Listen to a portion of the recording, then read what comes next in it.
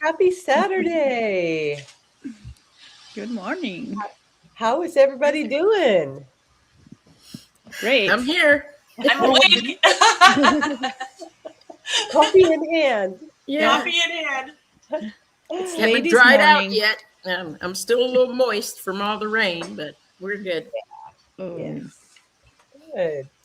Well, It's all ladies for now. I know we were commenting on that. But I'm waiting for our guest, so maybe he'll come at any time soon. So yeah. let's cross fingers. Oh. And I should say, Greg is with Mags this weekend. That's right. He's in Boston at a DNA conference, right? Conference, East yes. Coast Yes. Genealogy, DNA, or no? I think the Yes. East Coast. East Coast. Genetic yes. Genealogy Conference. Yes. Right. East Coast Genetic Genealogy. And it's the same one that they've done it virtually the last few years, and he still had to miss because he's like their tech guru for the whole event. But how exciting to be live, for a conference. Yeah. So, well, should we say hi to everybody? Let's see. Sure. Yes. Yeah, sure. 15 people in the chat. Who was here first? Well, I see a tie between Murray and Mel. They both have a comment at 8:19. So we'll let them work that out. Well, actually, it looks like Mel was in at 5:26 a.m. Really? Okay. Well, all the way to the top. Yeah. I'm not seeing all the way to the top. It might be if you weren't. I was in early, so it might be if you weren't in. Probably see that earlier. Okay. Yeah. So I'm seeing from 8:19. So good. Let's see. Lots of chit chat as always between our early arrivers. Tia's here. Good morning, Tia. Oh, I don't recognize this name. Lang BR2 from Kansas. So good. Ooh, hello. Good morning. And always like having newbies. I know, absolutely. And it sounds like you're having lovely weather there, 73 degrees. I'll take that. And John Tyner's here. What a great interview. I caught up with that last night. Really good interview with John last week. And Anne's with us. Hi, Anne. Yes. Let's see. I'm going to Mary and Rick Cleland. Right. Talking about Tim Tams. And Susan Anderson's here. And Anna Matthews, David Rendell. Some of these people I recognize from our Discord party yesterday for the Cemeteries Project. Looking for Cemeteries Project? Awesome. Yeah. Yeah, that's great. I'm so excited to talk about cemeteries. They've become a favorite thing for me. Right. Okay. And Hillary Gadsby's here. Hi, Hillary. Yes, hey, Hillary. And Mary Bookholtz. And Chris Ferriello. Hello. And all of a sudden, all the comments. David Randall's here. Good morning. Shannon Borg. And almost to the bottom, Vicky from Virginia, Baggett 28. Welcome everybody. Sue Criar, and just in time for our guest to arrive. Judy Stutz. Perfect. Yeah. Perfect timing. Fantastic. Well, welcome everybody, and also to all who are watching afterwards on delay. This is, in case it's your first time, this is the Saturday Roundup, where we talk about all the things that have happened during the past week on WikiTree, and the things that are to come in the next week.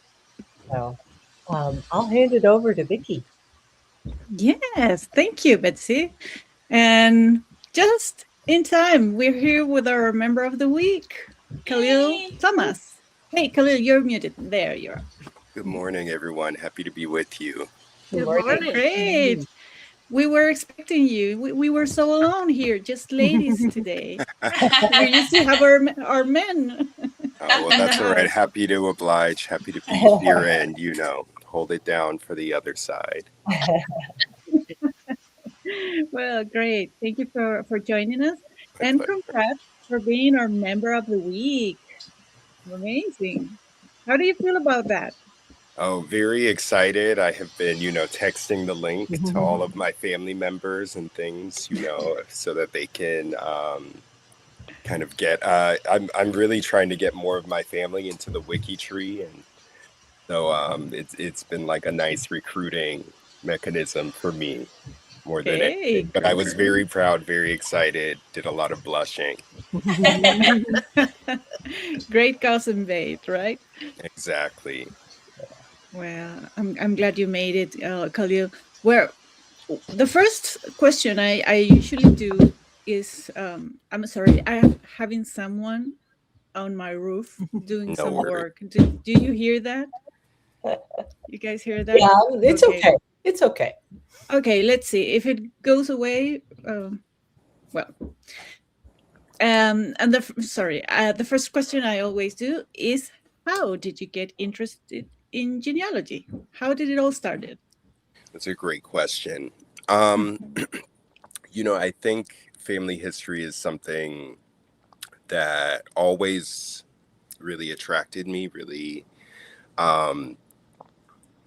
I used to think a lot about like my grandmother, my maternal grandmother would talk a lot about her grandparents and growing up in various parts of the country near them. They were Sicilian immigrants. And so, they kind of played a little bit of a role in our family pantheon. I like to say, we talked about them a lot. We had stories about them. We had photos of them. And so even though I never knew them personally, they felt very present in my life. And so in about 2018, my maternal grandfather passed away. And I think I spoke a little bit about this in my interview in the G2G, but my grandmother, she was a little bit of I'd like to call her a myth maker or a mythologist. Yeah. There were a lot of her stories that she may have told over and over and over again. And, there may have been some elaboration, exaggeration of the facts. Maybe a name was changed here or there to make it a little bit more closer to home. And so in 2018, actually, no, it has to be before that. It was probably about 2016.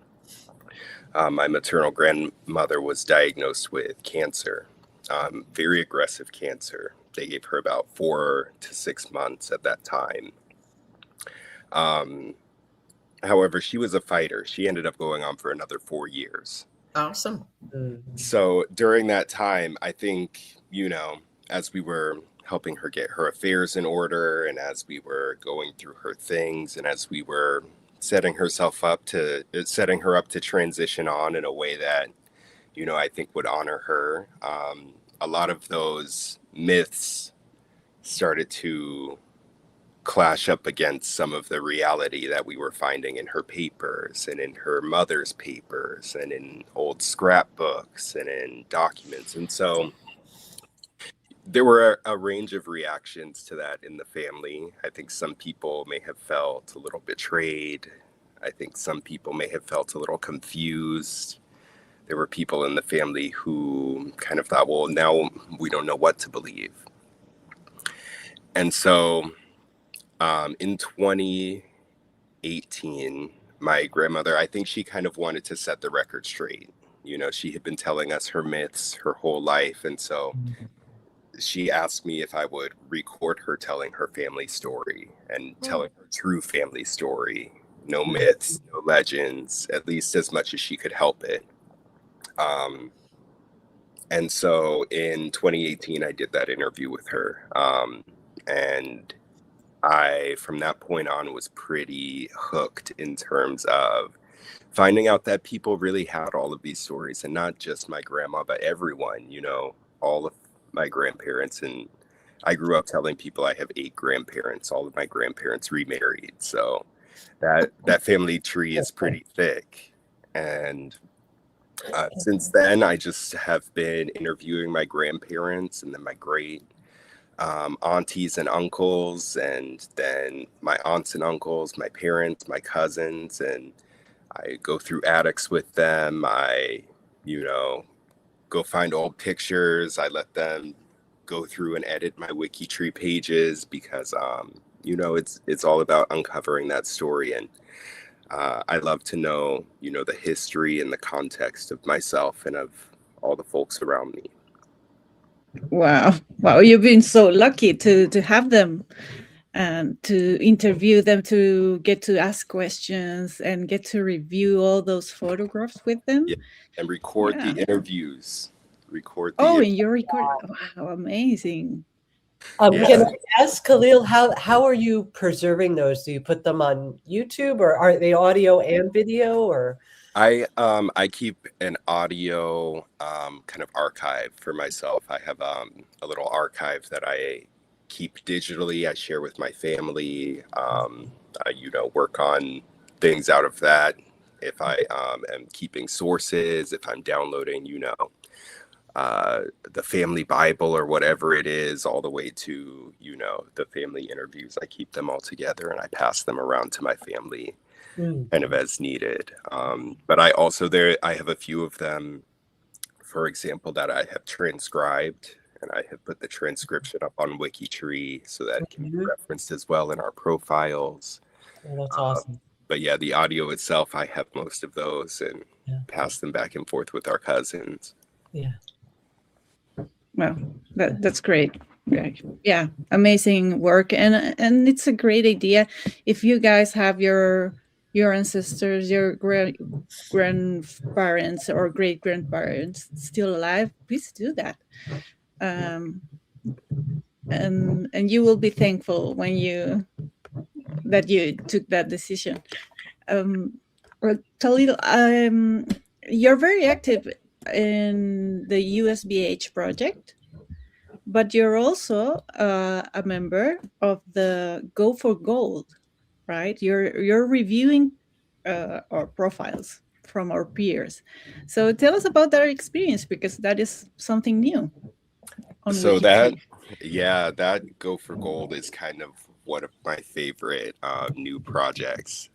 I first got started with WikiTree. I was very interested in, getting connected to the One World Tree and kind of seeing what work had already been done. But I also was very enthusiastic about working with kind of the new frontiers of genealogy, right? The places we haven't touched yet.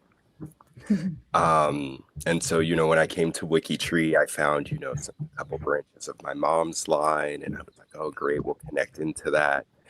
And my father's family are African American from the lower Chattahoochee Valley. So kind of the border between Alabama and Georgia are where they're, longest from. And so I got really excited about WikiTree, in part because it was a good place to do and document your research. I'm a researcher professionally, so for me, doing research and documenting the research and presenting your findings are huge for me in terms of how do we create knowledge and how do we pass it on.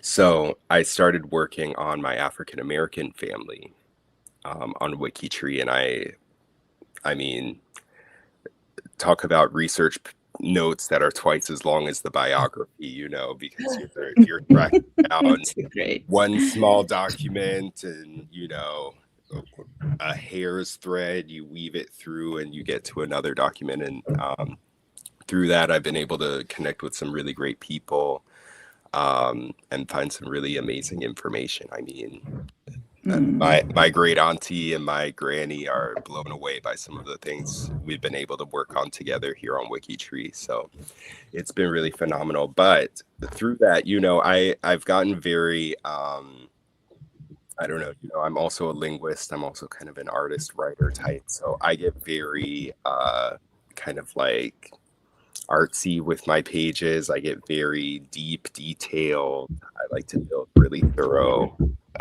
robust biographies for my ancestors if I can. And so, I spent a lot of time laboring over some of these pages, especially the folks who I research over and over again for hours and hours. I mean, I have pictures of them up, and I have, where were they born, and here's the school census, and here's the city directory. And when I very first came to WikiTree, I think I even made a G2G post, and I was like, I would love to just see like a showcase of some of people's like best work, because I got really proud of mine. I wanted to show mine off. And I knew there had to be other people out there who were, really like doing their best work and polishing up their profiles to a really incredible place. And so it was not long after that the Go for Gold project started. And so I was like, wow, it's a whole project just for the showcases, just to see like people's best work, just to see those ancestors who they really poured into. And so immediately, I was not qualified to award the gold badge, but I was like, I will go through all of these and just, go through the requirements with you, see what you need to work on, help you elevate things further, just because, I love to show my best work, and I love seeing other people's best work. Wow, you made me really curious. I would really like to see some of your profiles.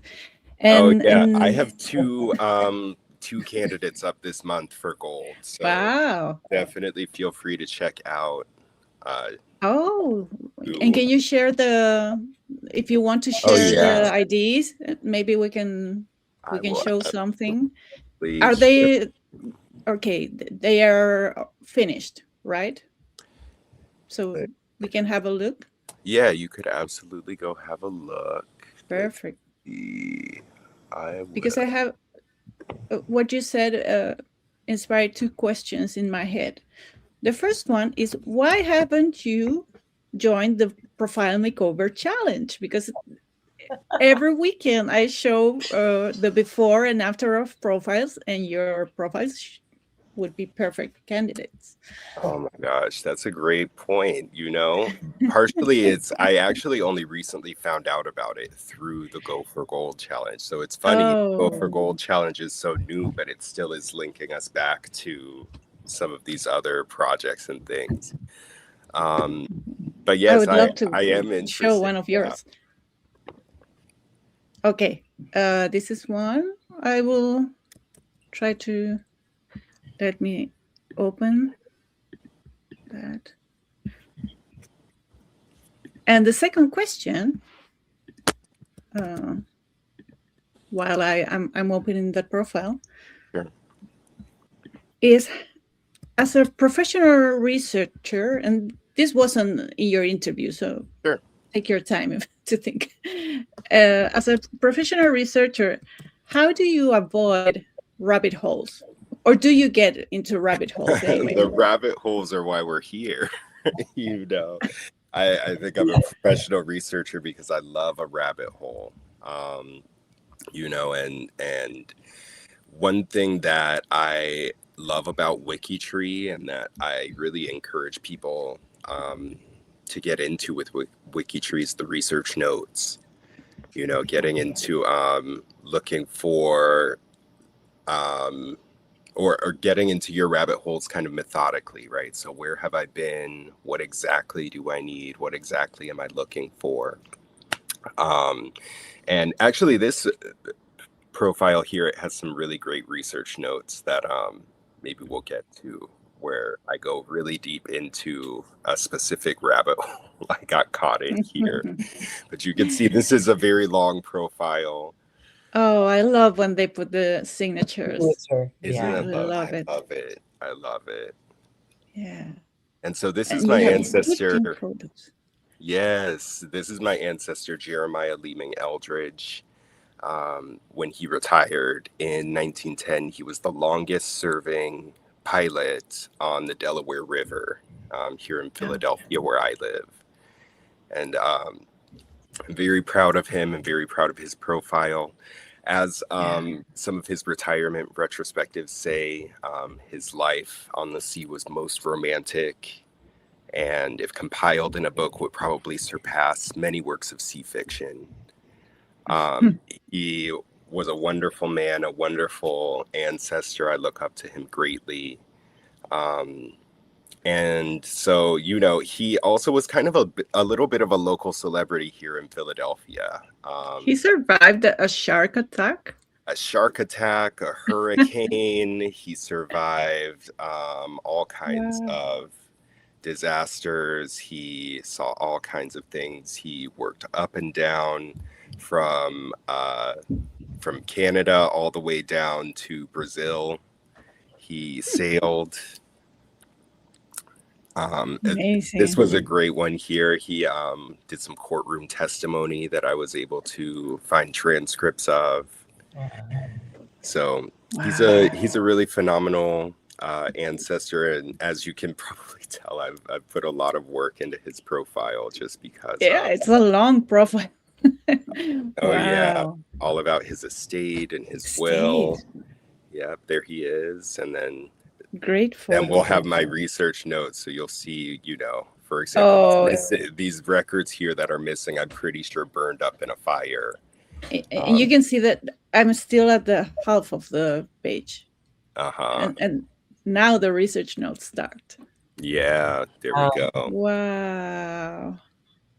So meticulous. I love my God.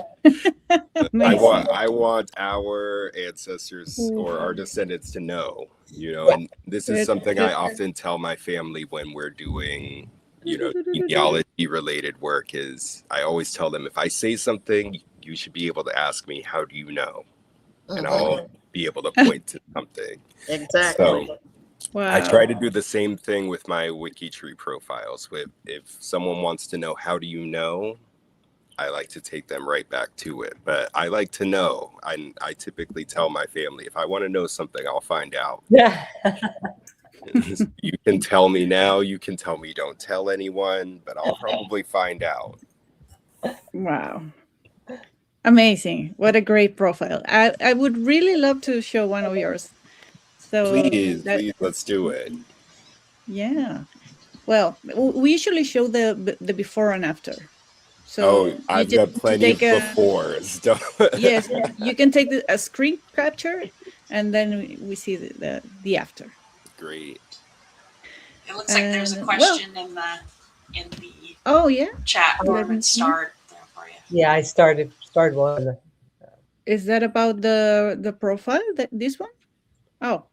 Back for his interview. It was back towards the beginning of the segment. So it was about his interview. How did he come up with questions to ask his to ask your grandparents, your grandmother or your great auntie? Sorry, I was seeing another question that I'll answer briefly. Yes, the middle name is Leeming to Susan. Will you ask me that question again? Yeah.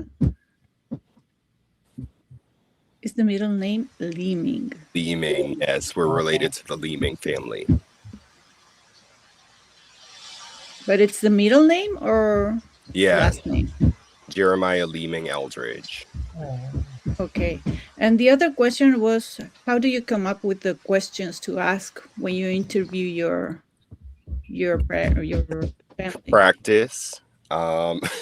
You know, I definitely listened to some of my first interviews and I'm like, okay, you were just getting your feet under you. Yeah.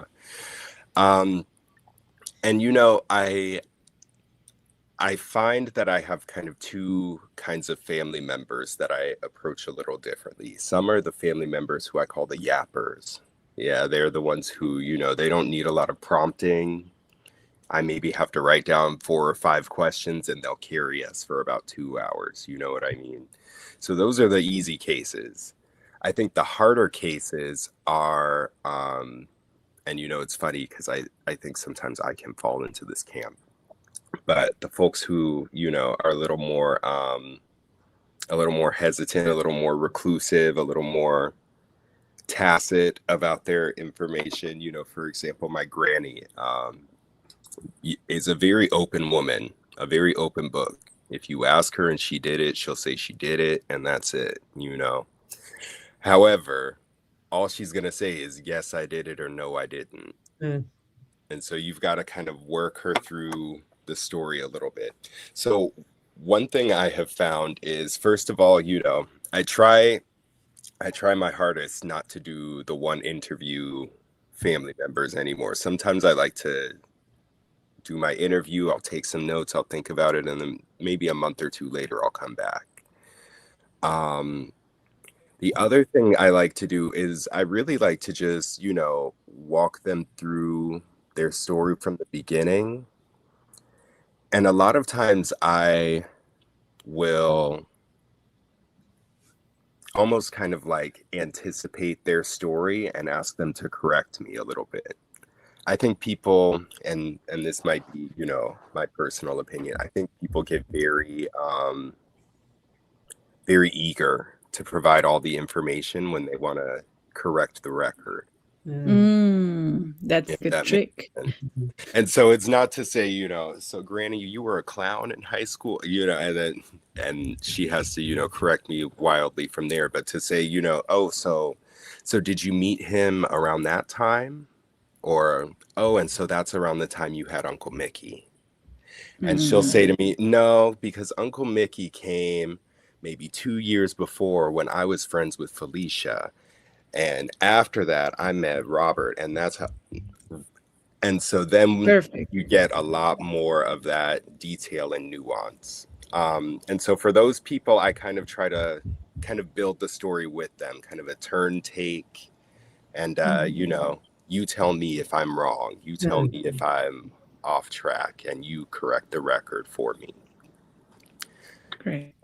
Also, I will say sometimes a group interview can be very helpful. My great-grandmother, I could not for the life of me find out her biological father's name. I called my granny on the phone and I said, hey, what was hubby's name? You know, first off, I only know her as hubby. Which is very common, you know, in the Black community. We only know the nickname, only know the middle name, only know the. So, what is hubby's name? What is hubby's name? And she told me it's Lillian Williams. And I said, and what was her father's name? And she said, well, his name was I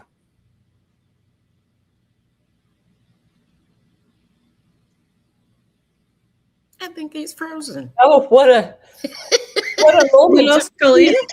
I think it was me. I thought he was Oh no! panic. Oh dear. What was the name? I want to know. Talk about a cliffhanger. Yeah, we may never know. Oh no! The suspense. Okay, what do we do?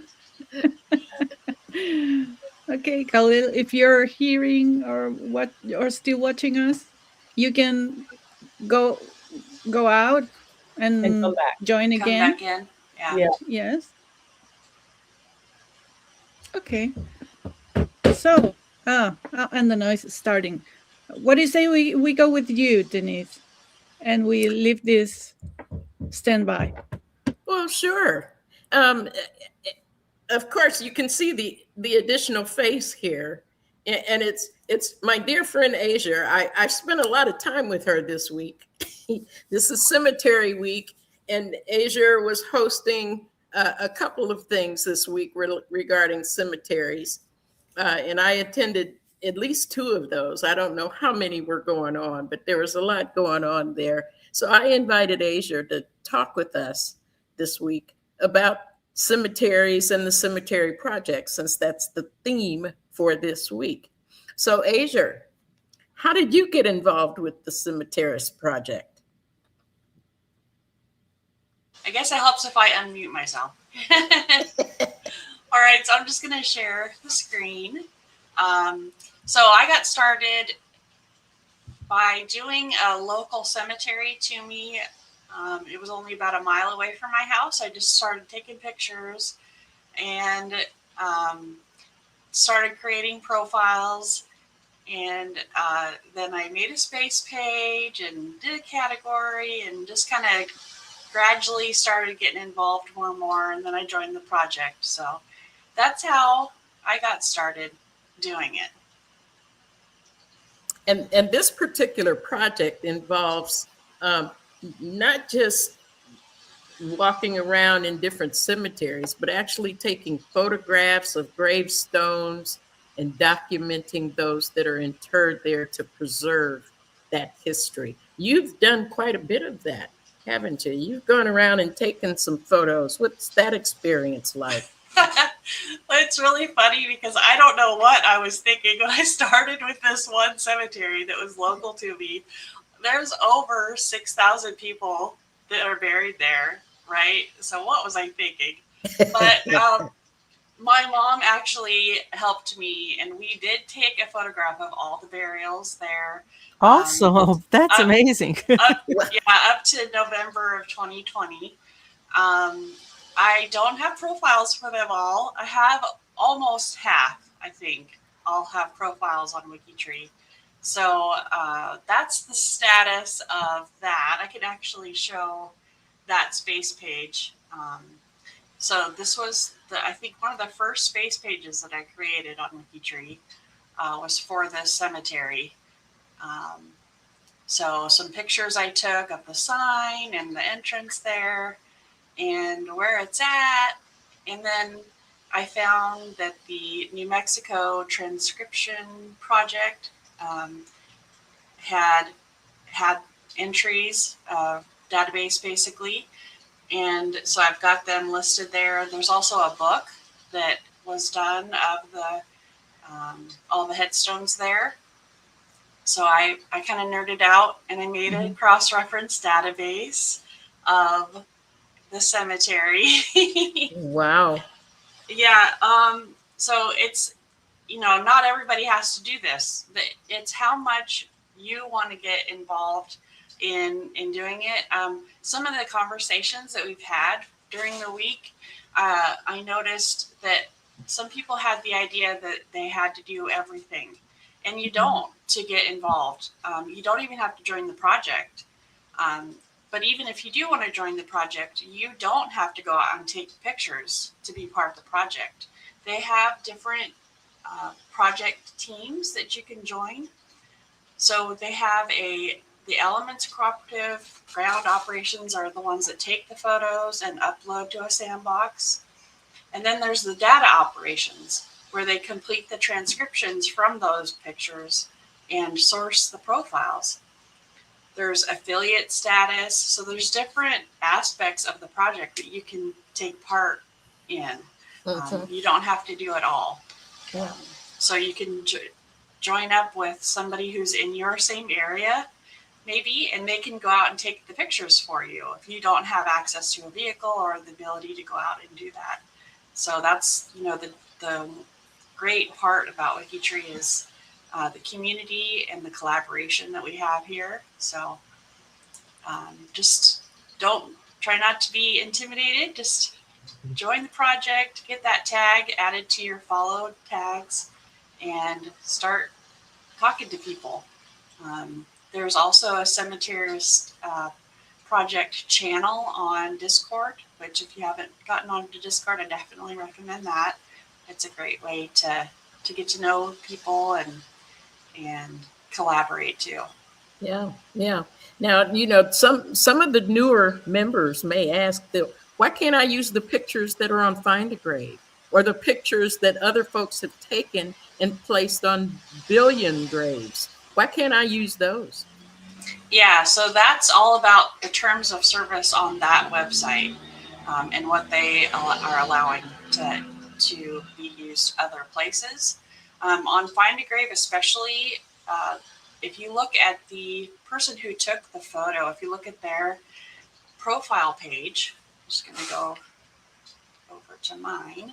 I'm so glad you're mentioning the profile page for Find a Grave. Yeah. So if you go to somebody's profile page of that person who took the picture, sometimes they'll actually have a statement right on their bio please feel free to use any images I've taken. Mm-hmm. So sometimes you can find out right away they're okay with you using that image. And then sometimes I've actually sent a message and asked them if I can use the image. And I've gotten so many times, the majority of the time they come back and say, yeah, sure, that's great. And then they're like, what's WikiTree? So it's also another great way to share about WikiTree that way. Mm-hmm. And then when I upload the image, then in the comment field, I put uploaded with permission, and I link back to their profile page on Find a Grave, so that it's giving attribution basically. I to that highly, person. highly recommend everybody do exactly what Azure just said, because I can tell you, when you talked about how many photographs you just did, you know, you just yesterday just did for the cemetery. I'm not sure if everybody understands that those of us that are really dedicated to surveying and photographing, we're out there in the heat, the cold, morning, night. You know, we're actually probably. I have my own little kit I bring with me to help clean the mud off and things like that. It is a tremendous amount of work. It's not just, hey, let's snap a selfie or something like that. So please give credit where credit's due. Mm-hmm. Yeah. Acknowledge where you're getting that information from, or those pictures. Acknowledge who took them. Yeah. Because I know they're not my tombstone, and I can tell you most are not my family's tombstones. Mm-hmm. But it's, give credit where credit's due. Mm-hmm. Awesome. Yeah. And I love that up at the top where you had the sections for that particular cemetery broken out. That's really cool. It is. Anybody that goes to that cemetery can see, oh, well, yeah, this says my relative is in section 5 or whatever. And now you've got at least some way of being able to identify where they are, and you can go directly there, possibly. Yeah, and I've actually I call it a supplemental free space page that I set up for each of the different sections.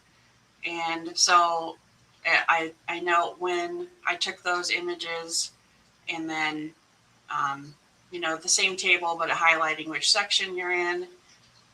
And then here are all the burials. Oh, and I did a little word cloud of all the Wordle, yeah. I know. That's just amazing work. It's fantastic work. That's great. So all of the, I got to zoom back out here so you can see this a little bit better. But all of the burials, the WikiTree ID, the GPS coordinates, and then the image are there. Awesome. 6,000? Yeah, so that's why I have space pages for each section, because amazing. Then each section, so section 1 has 819 burials there, but section 7 only has 158. Say so, yeah. Wow. Amazing job, Azure. Inspiring. Wow. Let's talk a little bit about categories. I spend a lot of time updating the categories to the profiles, because sometimes people will add the citation and forget to add the category, or the category doesn't exist, so it has to be created.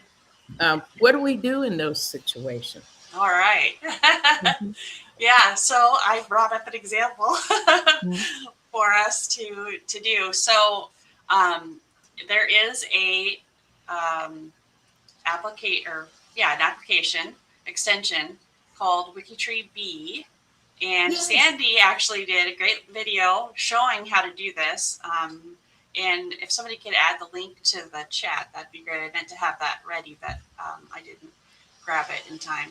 But what you can do on a cemetery page on Find a Grave. Well, first let me show you what it looks like. Let's see here. Fairmont. I just want to interject while you're doing that. All credit to Flo from Germany for Florian. He coded. I complained he coded. We love our developers. I know, We I give them do. a little bit of a problem or issue Yes. or something to solve, and they always give us these great tools. So if you have another extension, here I am repping extensions for y'all. But if you have another extension called the WikiTree Sorcerer, you can tell if it has a WikiTree category, and then it will also tell you how many profiles are linked to this cemetery from WikiTree. So that's a really great way to see if it might already be on WikiTree, is if you get that extension. Very cool. So if it isn't, though, my suggestion is to don't just take what it says on Find a Grave as read. Like, just because it's named that in Find a Grave doesn't necessarily mean that's like the official name, because it is a volunteer effort as well. It could be wrong. So do a little due diligence and do some research out there. Look this cemetery up as much as you can. Research it just like you'd research your ancestor. Find out all the information you can about it. And if it appears that that is the correct name of the cemetery, then you can go ahead and use the WikiTree B extension. I don't know, you probably can't see it very well, and I can't zoom in on that section, but there's a little B up here on my toolbar. If you click that, it automatically opens up and gets it ready for you.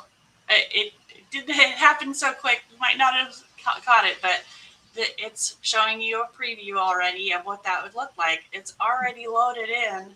Wow. All of the relevant data. It really is that easy. Yeah. So that's why take a little bit of time and make sure that the naming is correct and all of that, because this part, there's not a lot to it, especially if you have that B. So if you don't like extensions or you don't want to have that, all you have to do, something that is how I created categories when I first got started, go to a category that is already set up for a cemetery, maybe even in the same county, and copy the code and change the relevant information. So if there was another cemetery in Clackamas County in Molalla, then I would just change out the name of the cemetery, the Find a Grave, the coordinates, all that. So that's another way you can do it if you do not want to do extensions. So Yeah, and I just want to add here, for the U.S. Black Heritage Project, there's a couple parameters for the cemetery categories that need to be added to indicate that it's part of the U.S. Black Heritage Project. So if you're using the B, there's an option when you look at all the various things you can do with the B. There's an option where you can select U.S. Black Heritage. And when you make that selection, that pop-up that you get when you select the B will give you an option. Do you want this to go to U.S. Black Heritage or not? And if you say no, it's basically just cancel.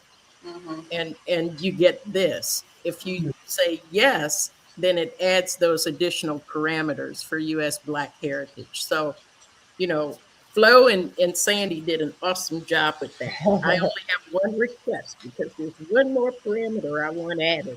We love requests. We love them. Well, and there are so many different parameters that can be set. So if you go to the category edit screen and you go to templates and edit template, it actually will show you just how many parameters there are that can be set. Really, there's quite a few. And then also linked up here at the top, if you're interested, is the actual page, the template page information about that template, the category info box, and it tells you all the different parameters and what the information is about it. Mm-hmm. So do a little investigation about, well, how should things be set? There's even a language parameter. And like this other category for another cemetery that was where I was living in New Mexico, there's a space for you to put an affiliation for a religion. So this one's affiliated with the First Presbyterian Church. So there's parameters like that you can set. So yeah, there's a lot, but it's fun. Yes, it is. And as always, if you still aren't comfortable doing it, that's fine too. That's what G2G is all about. You can ask in G2G for somebody to help you do that. Give them all the information you have, and make sure you use that tag on your G2G question, cemeteries, so that the cemeteries project will see that in their feed. Because there are people who will gladly create those for you. Yes, and Dee, if the category does not exist, Dee was asking, so you don't ask for those anymore. If the category doesn't exist, yes, you can ask for it in G2G, and then just tag it categories, and the team will make sure that that category is added. For the U.S. Black Heritage Project, we actually have a maintenance category where you are requesting to add a category, and it's attached to the profile. So that ensures that you've already created the profile. We just need to add the category. And so when you do that, I usually monitor that and take care of it every week or every 2 weeks. But I was going to say, we have it in our Appalachia Discord. We have a sub channel specifically for need help creating categories, because some people just don't feel comfortable. And I noticed somebody mentioned in the chat that some cemeteries do have two different names. Yes, that's another parameter. yes, It's the AKA parameter, also known as, and so you can have that also on that category info box. Yeah. Yep. So I don't know if everybody has seen this. We've shared it a couple of different things, but we do have, so from the Cemeterist Projects, the page, there's a link here that's really a lot of fun. View the map of cemeteries. So Steve Harris created this tool. We have one similar to this for One Place Studies, but this is showing you all of the cemeteries that are categorized on WikiTree. So it's really cool. It's dynamic. You can actually scroll in, and it will zoom in on cemeteries in that area. So just seeing some gaps. Yeah, seeing some gaps there that we could maybe help out. Oh, that's great. So it's pretty fun. And then the other thing I want to make sure people see is something I shared. Let's see, let me go to.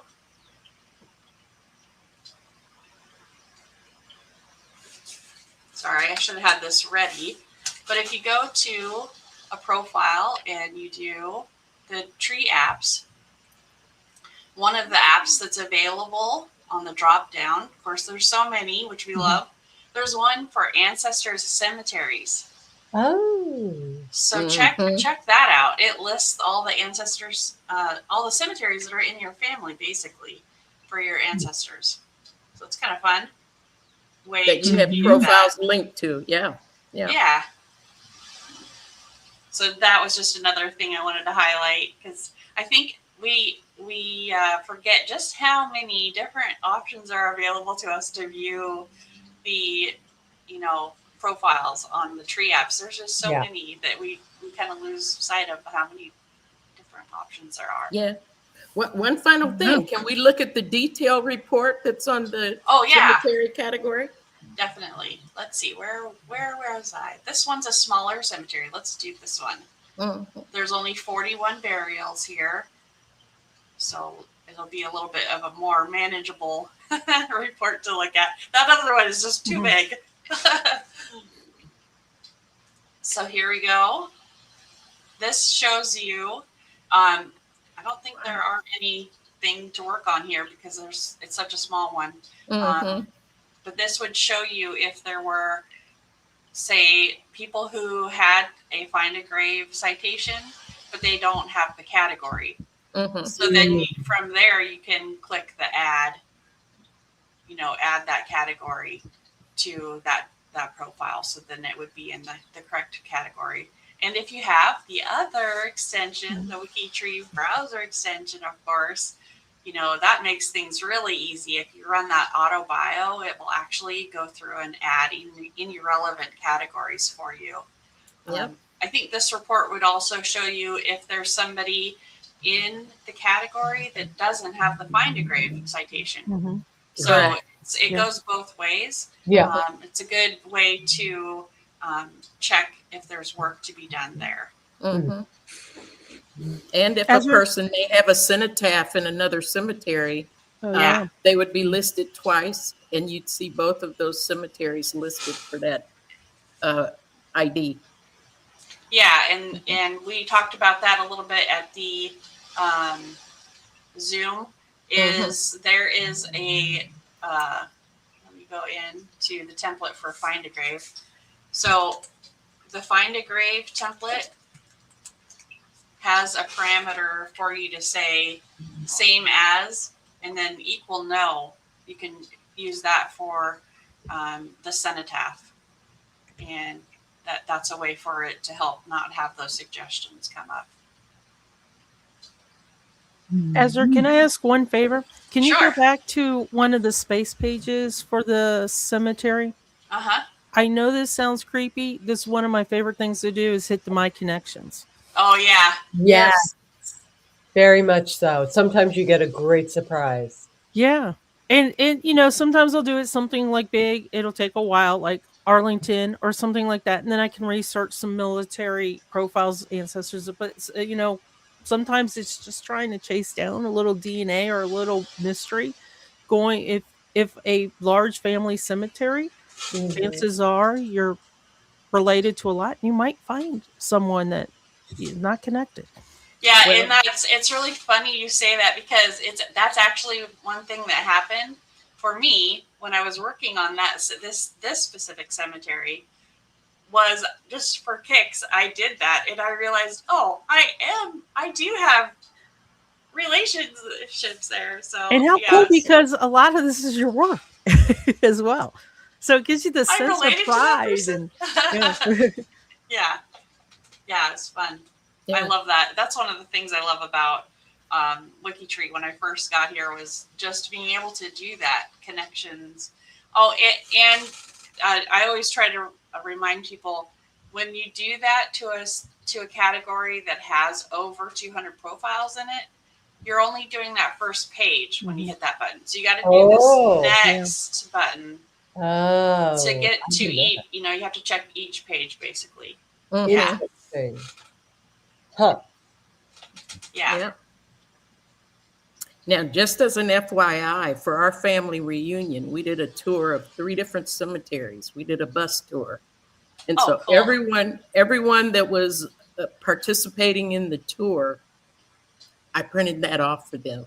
Oh, cool. So that they'd have a list of who their cousins and ancestors Nice. were as they walked through that cemetery, because some of them were so young, they had no idea who some of those people were. Yeah. So they were able to compare this list along with their walkthrough of the cemetery.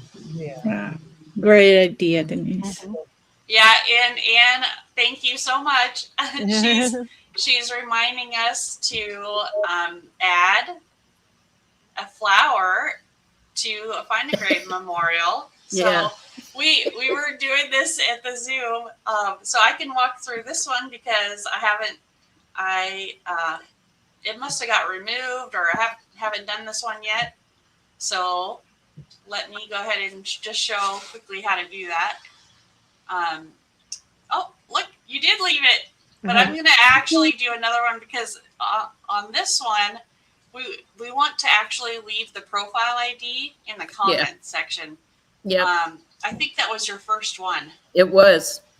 So you can add to this scrapbook. So I probably went too fast, like I always do. So when it first comes up, it gives you this default view of flowers, but you can actually add to your scrapbook. And you can see I've got some different ones here. So I'm just going to click that one. And if you have the WikiTree sourcer, you can go there and say save person data, and then go to find a grave, back to sourcer, and then add link builder flower note. So that'll put her profile ID in there, and you're good to go. And that's what that looks like. And you can't leave the full URL because of the terms of service from Find a Grave, just to make a note about that. And yes, Anne, I'm remembering, go to the challenge tracker and add my point. Add my point for Link Builders Challenge, and it was Find a Grave, and there we go, add point.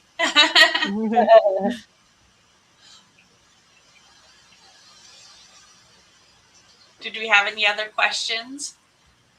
I just want to point out that what Azure just did is really, really important. It might seem, fun and things like that, which it is. I like leaving comments on my ancestors because that's also how other people will go to find a grave and say, oh, you're a second grandchild. I'm a second grandchild, but I don't know you and how you're related. But the important part here is, what is this that they're telling me to go look at? And then when you go to WikiTree and you see something like Kahil had done with all the details, then you're hooked, right? You're in, and you can now research a little bit easier because someone like you had already done the research for us. And Khalil, I put one up for the gold standard. Go for the gold. This is my first request to review profile, so hopefully soon.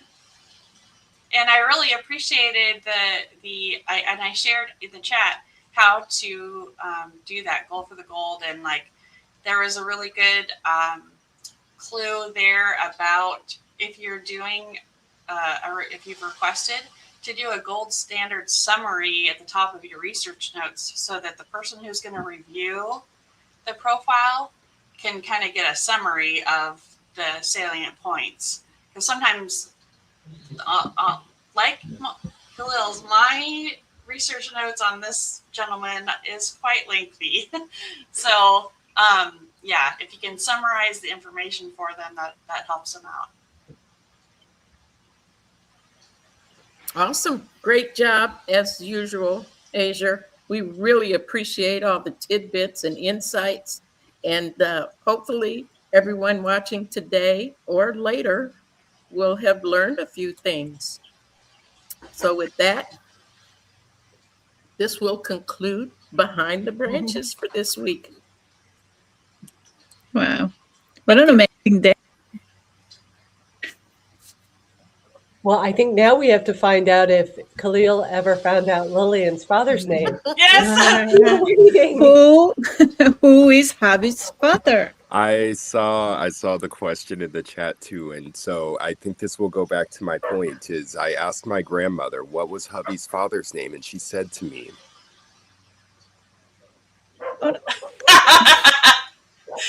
"I'll get back to you." Oh no! And normally, with the grandparents, that means ask me again later, and hopefully I'll have something for you. Well, I took a trip down to Alabama to visit my granny. She called over her sister and her two brothers, and then we all sat at the table, and I showed them all Hubby's WikiTree page. And they said, wow, you have these pictures of her, and wow, you found where she went to school, and wow, you found her church. And I said, yeah, and I would love to find her father's name. And all at once, the entire table, everybody spoke up. His name was Hermie Wallace. They said it all in unison. Okay. And that for me, Wow. and as soon as they said it, I said, Hermie Wallace, you mean her brother-in-law? Wow. There it is. And I did find out Hermie Wallace. Wow. Amazing. That's it. So yes, we Well, found out. So ask in groups. If you can't Yeah. get an answer by yourself, ask in a group. They'll talk each other in circles. You won't have to ask any questions. You get a lot of information then, a lot That's more than you expected even. Mhm. Wow. wow. Wow. Amazing. What a great experience to share. Yeah, And walking through well, cemeteries does that to people too. Mhm. Brings back memories. Or like, yeah. oh no, that's wrong information, or Yeah. did you remember Mhm. this? Or yeah. Yeah, but I think the key is the group thing, Mm-hmm. because I have interviewed some aunts, or I don't know, my father's cousin, and they're like 80 some, and they can't remember. Yeah. So in groups, they can help each other remember. Right. Yeah. Right. Great, yeah, great idea. So, Khalil, you're not sure you're having any kids, uh, so you're leaving this legacy for others to come. That's right. And yeah, and I want you to share, just to finish, to wrap up. You shared a tip about nibblings, siblings. Please develop that idea for us. In fact, we can even go right on back to hubby for this story because in a lot of ways I had a lot of questions coming in for hubby that my family would love to have answered, but they didn't have the answers necessarily themselves. And so one of the best ways I found for being able to move through those brick walls and to really get a sense of who my family members were is to remember that they came up in community. They came up with brothers, with sisters, aunties, uncles, and especially back in those days, we live a little bit more separate nowadays, but my grandparents talk about knowing their second and third cousins, and they were playing under the house together and running through the fields, and so understanding that your family member is not, their story is not just them in their own micro, but really that they are a part of a community, are part of a group. And tapping into that. So, for example, hubby had a younger half sister. I started doing more work on her, on my great auntie or my great great auntie, it would be.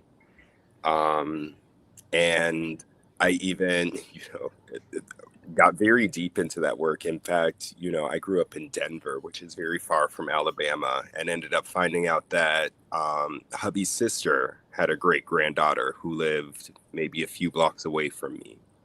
Mm-hmm. And so, through looking at those siblings and looking at their death records and looking at who they married and looking at where they moved and what other families they were deeply connected to, I've been able to find out a lot more information about my personal ancestor that I wouldn't have if I was just hyper focused on that one person. Exactly. And so, I was able to, for example, find a lot of information about hubby's kind of teenage life through researching her sister. Also, I was able to find, her father was her uncle-in-law, if you will. Hermie Wallace ended up being, part of the family before he was her father. So I was able to even know that the last name Wallace tied into our family because I knew that her uncle had married a Wallace, and I knew that the Wallaces had lived next door to them for 20 years. So when my grandma, my aunties and uncles all said to me, "Oh, his name was Herman Wallace," that immediately rang a bell for me. I wasn't like, Exactly. "Oh, this is a whole new thing I'm gonna have to research, and who are the Wallaces and how do I know that that's true?" Instead, I was like, "Oh, that makes sense. He was already there. He lived next door." Exactly. And I didn't Yeah. show them, oh, he lives next door. Is it him? They said to me, his name's Herman Wallace. And I said, Yeah. oh, next door neighbor and her uncle-in-law. Yeah. And probably you can prove that with the census. Exactly. They appear next door. Exactly. Yeah. Well, Khalil, I have selected some of the comments from our viewers, and they are so inspired by you. So thank you for being with us today. And I'm waiting for one of those profiles to show our makeover done by you, like the before and the after. Oh, yeah. Yeah, I can't wait for that. Okay. So thanks again. Congrats. You're an amazing member of WikiTree. So thank you for all your work. I'm Moody. Thank you, everyone. You all inspire me, and I look forward to seeing you out there and, reviewing your gold profiles. Yeah. And you inspired us, for certain. Thank you, Khalil. Thank you and all. Please stay with us if you can. Mm-hmm. So, yeah, you can join our other segments. Great. Great. Thank you. Thank you. Betsy, you want to come next? Of the week? Yeah. Let's see. There we go. Since we were already talking about cemeteries. Yep. Oh, wait a minute. There, add to stage. And our question of the week is, have you ever photographed headstones at a cemetery? Show of hands in the studio. Yes. What are you talking about? I don't know what you mean. How do you do that? You mean people walk around cemeteries? Yeah. Weird. You're so weird. Yeah. So, yeah, for me personally, I would say if you asked me this question like 5 years ago, I would have said yes, but it would have been in a very targeted way. Like I was looking for my specific ancestor's headstone, and that was really satisfying in its own way. Actually, like on my last 2 trips to England in 2022 and 2026, just this summer, I was able to find family headstones that had gone missing, which was really, really important to me. Wow. But I think what's happened over the last 5 years is that, of course, I got way more active and involved deeply in WikiTree, and then I would cite, find a grave memorials. Sometimes I would request photos, and people came through and fulfilled my requests, so that when I go by a cemetery, I want to pay it forward or pay it back. So, I would go by a cemetery and I automatically just pull up Find a Grave on my phone and look up that cemetery and see what photo requests are there to see if I can, find one of them. I can't always, but it's nice when you can. You feel like you scored a win. And yeah. Cemeteries are they're just very peaceful and beautiful environments. We saw that at the answers this week. I thought we had a quote from Renzo Herrera Moreno in his answer to this post, which I thought really captured things well. He wrote, "Every tombstone has a name, but behind that name there is a life. And sometimes when we stop to look closely, an entire world waiting to be rediscovered." Yeah. Beautiful. Yeah. And so, Vicky has talked about, the dash. What's in the dash between, we have a profile that's basically just the birth date and the death date. Can we fill in, embellish, grow that dash to tell the story? So. And I do want to say that I don't think this was mentioned up until now. WikiTree has a fantastic new feature, relatively new, with mobile capture. Mhm. So if you're in a Yes. cemetery and you already have that that All person right. already on WikiTree, and you go to upload an image, you will see a button for mobile capture. You can take that shot, and it will put it straight on their profile. Yes. Yes. Yeah, You forgot all about that. Yeah. I have you haven't had- tried that. Oh, have you used it, Denise? I haven't used it yet. Yeah. Yeah, but it's really, really great that we have that on the go functionality. So let's look at some answers. On page 1, we want to find Deborah Aiken. There she is. She said, I have looked at taken photographs, not counting my parents' headstones. I've done this once. Found out I had family that lived nearby. Instead of continuing on to Georgia with the rest of the family, he had stopped in Kentucky. So I decided to check it out. While there, I took a few pictures as it is an old rundown graveyard in the yard of a church. Maybe a total of 12 to 15 graves. Later, I looked up those I could read clearly, found them on Find a Grave, realized there were no photos, and added what I had. So, love Awesome. yeah, I Yeah. love that. And also, not only Deborah's genealogical generosity, but also just recognizing a little tweak in her family's migration pattern. That Mhm. this fellow didn't go on and stop, set down roots in Kentucky. Mhm. Mhm. Next on this page, Sandy. And Sandy, by the way, I do have your blog post ready to Wow. go. Oh, thanks. Sure. I'm going to let you talk about. So Yeah. this is I guess I should start, and you guys know where I'm going to go with this. I'm going to mention the A word. So Appalachians usually have family cemeteries. We are to a point where we plant like flowers and bushes and things like that. So a lot of you go to cemeteries and you just see stones after stones. Well, we plant and then we take turns. My aunts and myself and go to the family cemeteries, clean up the flowers, in the fall and the spring and things like that. I don't know why that started, except that's just a very Appalachian thing to do. You might have it as well.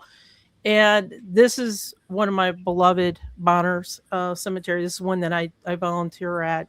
And the thing about cemetery, by the way, do you all know the difference between a graveyard and a cemetery? Yeah. So a graveyard is typically associated with a church. Yeah. It has to be on the same property as a church. So if the church is on one side of the road and the people buried across the road, that's a cemetery. But if it's a graveyard, it's generally with a church. Is historically how it is. So this would be my grandmother's resting place, her graveyard. But a lot of things to go over. I have taken seriously. I probably at least 10,000 plus photos of cemeteries throughout my 20 years of being a genealogist, and it's to the point where we go on vacation, and if I see one, my husband already knows, okay, fine, I'm turning the car around, we're going to go off the exit, we're going to go do it, and I'll give you 10 minutes, snap as many as you can in 10 minutes, and we get back on the road. So it's almost like going to a new Buc-ee's. Ooh, it really is. Cemetery. Well, Buc-ee's takes longer. He'll let me do 30 minutes in Buc-ee's. But I don't know how everybody around the world, but usually in the United States, somewhat, the past 15 years, kids in high school, and particularly middle school and high school, have service projects as part of their curriculum. Is required. It's mandatory. They get to pick what they want to do, and kids do a whole bunch of different things. My son would, go with me to cemeteries a lot. As I said, I have a cemetery kit. I have a small one and a large one that I always bring with me to help clean and extra supplies for my camera, things like that. So he was bored. And he said, you know what, Mom, there's a lot of veterans tombstones that really are abandoned. And it shocked us as we looked. A lot of veterans tombstones in the cemeteries went to were very muddy, caked over, that you could tell nobody's visited in probably a decade. I have one cemetery in West Virginia. As a matter of fact, the flood just happened where my father is buried, and the markers actually sank. So you have to kind of bring them back up, because it's a cemetery that no church or no association is associated with anymore. So even paying for grass being mowed and stuff. So he's like, I think that I will go and research these people. And he used to go up on my Fold3 account and research these people and then clean their tombstones. He snapped a couple pictures. Then he found out that you can leave coins. So part of his service projects would be that he would go with me, or he'd pick a cemetery and we'd go and he'd clean up and he'd leave coins. So has anybody left coins on veterans' graves? Shall I go to your, I'm going to go to your blog post. Okay, that would be great. So it's I'm a military family, generations of military. So it's really to leave coins on is particularly a veteran's grave. I've not seen it on non-vets graves, non-military graves, but if you have or do this, I'd be curious to see if you do that. But if you leave a penny, it just means you visited. So he would collect pennies, and he would. I don't even think they're making pennies anymore, right? Correct. They stopped. Yeah. Yeah. So, but he would leave a penny after he cleaned it up and took a photo and everything. A nickel means that you trained, sometimes boot camp, but it also goes a little bit further than that. You trained, or maybe you served together in a non-war environment type of thing. You're in the same unit. So I can tell you that my husband has left many, many nickels around on tombstones for those that he has been in units with. And a dime means that you kind of served with him, with the person, him or her, in a more capacity, more like hand in hand. And then a quarter is, of course, if you were there when the soldier was killed. So I can tell you that most graves that we go to with veterans, you do not see coins. But when you see a quarter, I mean, I'm going to get misty now. When you see a quarter, it makes you stop. It just makes you stop. And you realize that somebody purposely went there to do this. It's a tell to people. It's a tell to, more importantly, to the family that somebody was right there. And so this is what my kid used to do for service projects. He used to come around and hang out with me. He'll occasionally, we walk to the Appalachia Project is celebrating Cemetery Week. And my challenge to everybody was go to a cemetery, get away from the computer, go to a cemetery, take one photo that interests you, bring it back, put it on WikiTree, research it. And as Betsy said with the quote, there's a story behind it. So my kid will walk to the local cemetery and things like that with us. So it's if you do go to cemeteries, if you don't even clean, you just go bring some pennies while they're still there. I guess I'm gonna hoard my pennies now. I know for this. Yeah, I do. I've separated mine already. Yeah. I've got them separated so that when it's time to cash in. Yeah. Yeah. Well, thank you, Sandy. That I didn't know about this at all. So this is, I didn't either. I learned something new every day. Yep. Very, very meaningful and interesting. Yeah. So let's see. Moving on to the next page, I'm going to go small again. So there. So if this sounds interesting to you, here's a typical day out for a cemetery visitor enthusiast. Marian Astle said, I had to laugh when this question popped up yesterday morning when I was preparing for a day trip with a fellow genealogist friend to look for graves of interest to her in two rural cemeteries near my Alberta, Canada hometown. As she was also interested in seeing my hometown cemetery, it was a 3-cemetery day with many photos taken. When I got home and reviewed my pictures, I was able to add to find a grave 2 I had taken on speculation because I vaguely knew the family, and as it happened, their memorials had been without photos. My friend will be sharing photos with her family, and between us, we will check if any more of our day's finds need to be added to find a grave. This was just one of my cemetery adventures. So, it's really I sort of get excited now to see what I can find. And like Marilyn said, sometimes, or Khalil said, a surname will just sort of like, ring a bell. And there's something there that I have to check into further. I have to break in here real quick. Yeah. I actually did not get a chance to answer the question, and I should have. Yeah. One thing that I found when I went to a cemetery for my ancestors, I found out that my grandma and grandpa had a child that my mom didn't even know about. Oh, wow. Yeah. And so it was a child that died young. There was a headstone there for them. Yeah. So anyway, Yeah. that's Yeah. my little story about that. Right. And sometimes that may be the only way you find out about those things, because when a child dies young in infancy like that, sometimes the parents are just too embarrassed. And so, to pass it on to other family members, if they weren't aware, Yeah. sometimes that's the only way you'll find out is going through the cemetery if there's a gravestone there. Yeah. Right. Thanks.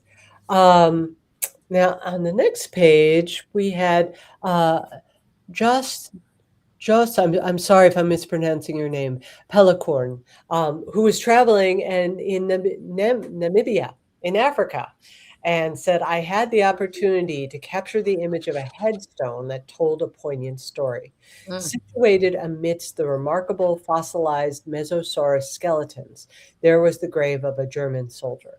This soldier met his fate at the hands of the local San, who with their traditional bow and arrow defended their land. It was a solemn reminder of the past as he was laid to rest exactly where he fell, forever marking the spot of his sacrifice. Wow. Yeah, I was really, that made me stop and visualize and think about that. Yeah. It's amazing that could still be found. Right. Yeah. And I mean, we talk about in North American cemeteries quite a lot, but I also noticed that he was traveling in Africa, and that sometimes it's very interesting to see the different cemetery customs. Like when I was traveling in Spain, I noticed that the cemeteries there had a very different look. They're sort of more like vertical. And so you look up and down for the ancestor's name. It's very interesting. Yeah. And a lot of times, especially in the South, say for example in Florida, where the cemeteries are ruined by the water. We've been talking a lot about flooding over the past few days. Yes. There's a lot of cemeteries, especially in the South, that were erased because of flooding. And so there are people down there that are trying to resurrect and reestablish and remember the people that were interred there. Yeah. I can tell you, Hurricane Helene, hundreds cemeteries gone, just gone. And the only thing I can say is that we complain sometimes about the hoarders on Find a Grave. Yeah. But thank goodness there are some there, because that's the only thing, like they said. Yeah. They're gone. And in some countries like Germany, they reuse the grave. So yeah. Yeah. Yeah. So, and in Louisiana, that's why everybody's buried above ground. Because it's so common for flooding to occur down there. Yeah. So everyone is buried above ground, at least in the southern part of Louisiana. Now in the northern part, they're underground, just like they are everywhere else up north here. But Right. Well, Maureen Chicken wrote, yes, I always photograph ones related to my research when I find them, but I also, with the help of my husband, photographed every headstone in Merton Anglican Churchyard, County Durham, so that they could be matched up with the burial registers by our local Family History Society. So I don't know how big that cemetery is, but still, that's the feat to do the entire cemetery.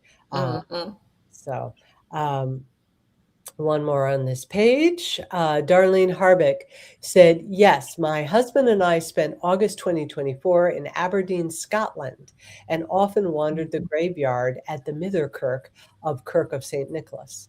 There are graves there that range from the 1600s through the 1800s. As a genealogist, I've often wished that I had Scottish roots because the gravestones held a lot of genealogical information. Mhm. Multiple people were buried in each grave, and the gravestones tended to list all of them by name and with biographical information and their relationship with each other. Such a wealth of information. I can't figure out how to post a picture here, or I would show you an example. Mhm. Aberdeen was a wonderful place to spend time, and I highly recommend visiting that graveyard. Yeah. And I think I just have one more for you. And this is, I have to move over. Yes, here we go. Dawn Marie said, our historical society has a cemetery book from the 1980s that shows the known cemeteries of the time in rural Pulaski County, Missouri. My friend and I decided to track down these cemeteries and get their GPS locations, since most are small cemeteries on private lands. We have not been active for a few years, but we've documented what we found. And this really resonated with me because when I went on a research trip to Madison County, New York, I encountered this directions that state things like about a mile down the road from Gardner's house, Oh, or turn after Bill's barn. These people are unknown to anyone today, and locations with homes and barns are generally either gone or owned by other people. With all that, we have been able to find locations for some. So that's really important work you're doing. Mhm. Mhm. Yeah, it's just a reminder, even when you can, if you're making a photo request and find a grave, there is a field where you can give like a specific, like section A plot, like yes. you Mhm. can. That really increases the chance that someone will be able to help you. Mhm. Mhm. Yeah. Great answers to a question of the week that was really fascinating for me personally. Fascinating. So thank you, everyone. Yeah, I want to ask you, is it so weird? Is it weird for your relatives that you like to visit cemeteries? Is it My just mom me? calls me a freak. Yeah, But I exactly. walk Yeah. the cemetery is there's one really large. It's a walking track. You know, it's circular. You Yeah. know, Yes. Yeah. I'm going to admit something I hate to admit. As a kid, my grandmother lived like one street over from this cemetery that's about as big as Azur's. We used to play hide and seek at night. I feel guilty now as an adult, but as a kid, it was fun and creepy. Yeah, Yeah. but I mean, not just genealogically speaking, they are interesting Yeah. places, like the Beautiful. architecture, and yes, they are beautiful. Yeah. Yeah. I Well, think one entry point for non-genealogists is when you show them a gravestone, a headstone for a famous person. Then, Yeah. president, famous, Miles Davis's headstone, where, Mhm. I know I made a trip when I was in New York to a cemetery in Queens, and we were looking for a family headstone, but the staff member who took us out there was like, "Oh, and by the way, here," pointing out, That cemetery in Queens, they're real tight, right? They're really. I Yeah. know Long Island. Chris might know very well, but I mean they are like right on top of each other. There's no space, right? Well, I don't remember that so much from the one we visited. This was a very large cemetery. Yeah, we actually were allowed to drive out there because it was not walkable. Wow. Yeah. Mm. Mm. I visited Ireland last year, Hmm. and I wanted to research my ancestors, and I was hoping I could find some answers there because I have a couple of prequels. But the graveyards were so old, and you couldn't read anything on the tombstone. So it was so frustrating. But they are beautiful, beautiful graveyards with all the Irish crosses. Really beautiful. And I have an anecdote. I have said said this before. I was attacked by a dog when I was researching in a cemetery. There was like a really creepy zone of the graveyard because it was really old, dark, and muddy. So I didn't want to visit that place all by myself because I was afraid if I fall, if I trip, if I don't know, if one of the tombstones breaks and I fall into a hole, nobody will know that I'm here. So I went there looking for a specific tombstone. Went there with my husband, who was like around, and well, this dog appeared. He didn't want me there, Oh. and I was trying to be friendly, like I'm super dog friendly, but he bit me. Oh. And Oh no. yes, and I ran with my leg was bleeding, and I said to my husband, "Oh, this happened, but we still have 10 minutes. We can still go there and find the other tombstone." And he was, "Hey, are you crazy? We have to go to an ER." Yeah, but you know, this is how we are. Now, I do want to add Black Pearls of Genealogy. One of the things that they do is to create memorials. They just recently did one for Marlin, Texas, that listed 435 freedmen that traveled from Virginia to Texas to work as laborers. So they're huge. You need to go to the Black Pearls of Genealogy website to see pictures of this huge memorial listing all 435 of those folks that made that trip from Virginia to Texas, Galveston, Texas, or Marlin, Texas. I'm sorry. But that's one of the things they do to help people remember the folks that were, and for some of those graves that are now falling apart and things like that, family members do have an opportunity to still list the family members that were interred there.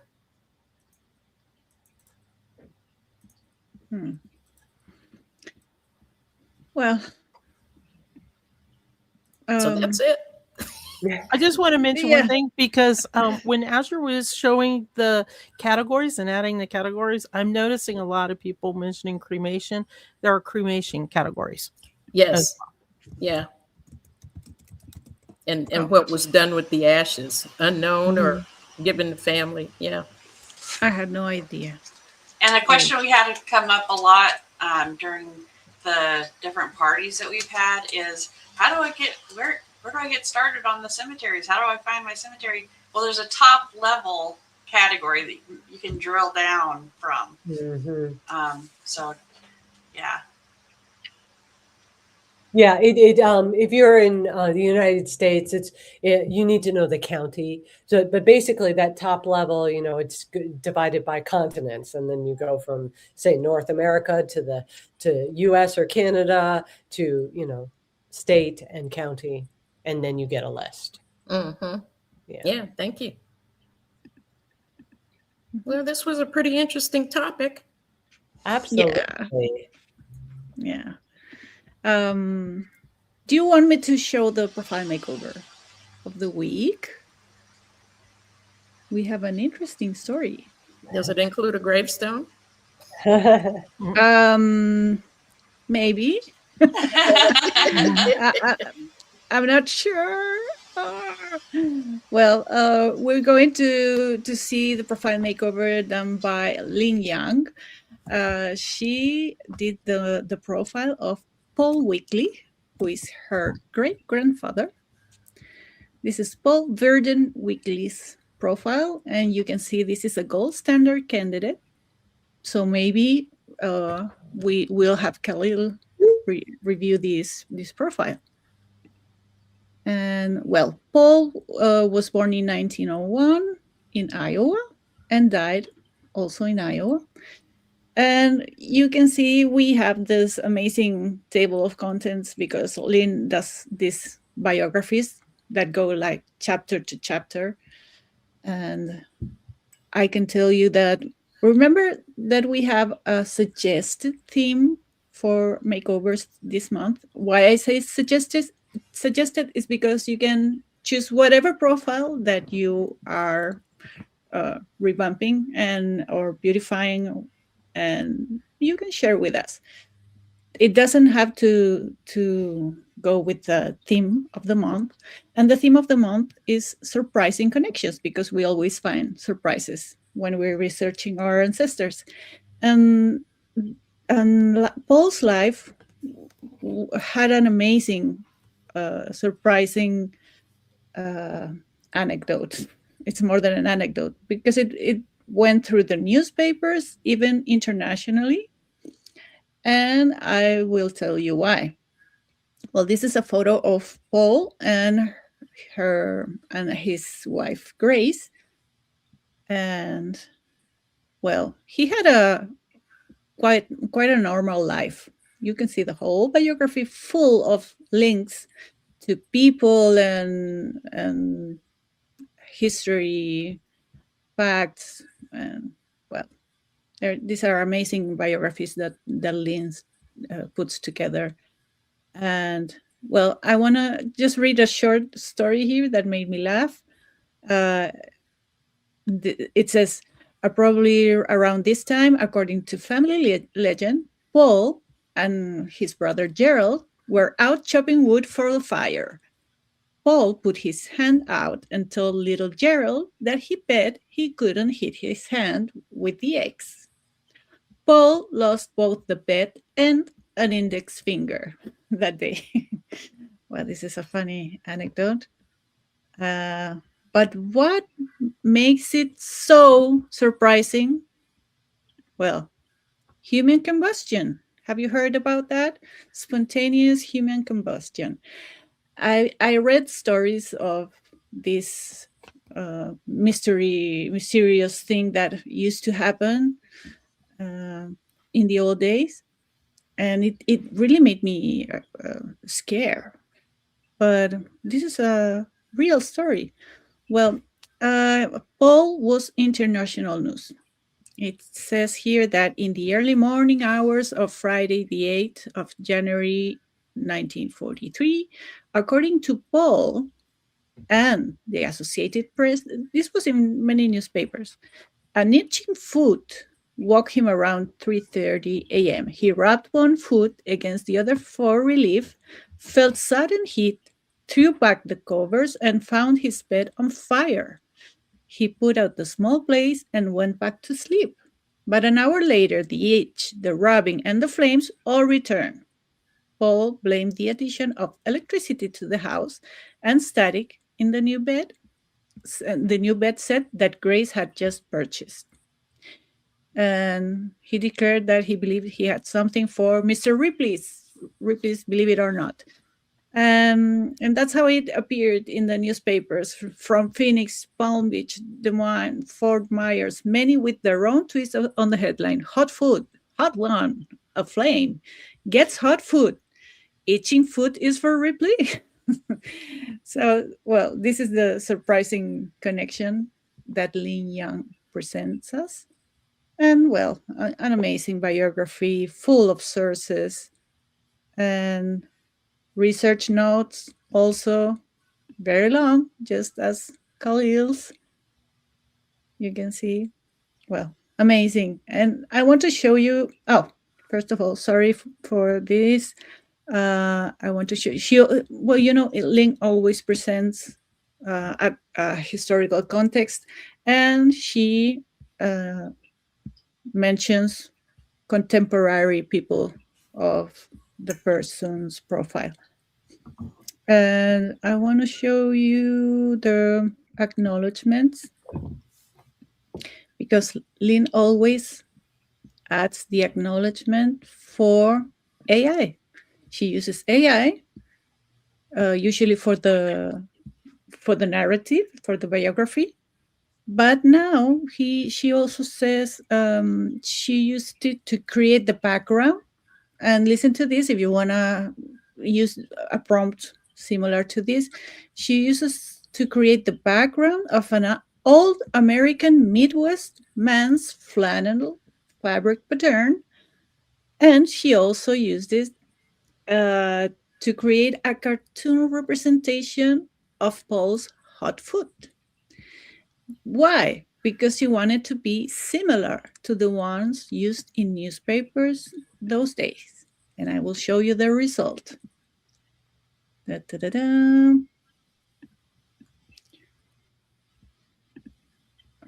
Well, we have a lot of records from the census. And here's the photograph. Here's, here's the representation as it would have been shown those days. And you can see that a calendar was added to the image. Well, it's fun. Well, it's not something that you would use as a, I mean, it is the profile picture, but it's fun because it's added as a representation of what you would have seen on the newspaper where this news was published. Interesting. So it's a great addition. We've also seen Lynn using AI for creating maps, right? An migration map that was amazing. So this was a new use of AI that is really fun. Well, and this was the profile makeover of the week. Thank you, Lynn. A new twist, right? A new way of adding dashes of love. Yeah, we're always looking for creativity in, twist. Yes. Yeah, it was fun. Funny twist. Yeah. So Betsy, are you doing the connection checkers? No. Oh, Sandy is. Yeah. Okay. So Sandy, please enlighten us with your profiles of the week. Oh, you're muted, Sandy. Yep. There you go. There we go. Okay, let me bring the screen up. I will try and do this super quick. This is my list. So in chat, everybody tell me who your number one is, who your closest is. John Rockefeller is my closest. Not surprised. He's all around the Appalachia area. And you might wonder, I wondered why a lot of these were all together for a cemetery week. This is a really interesting global list. It really was. It was really great. And, I think mostly because the resting places tell a story of their own as well as people. So that's kind of what we're talking about, the resting places. I'm going to go through this as quick as possible. Is there, I think there's something at 1, right? Right after or noon. Is the Alabama challenge or something like that? Right after? Not today. Okay. Yeah, so I'm not going to go through the whole profiles. I'm just going to go through a couple tips, and then I'm going to show you their cemetery, because that's kind of what this is about, right? So John Rockefeller was the first billionaire.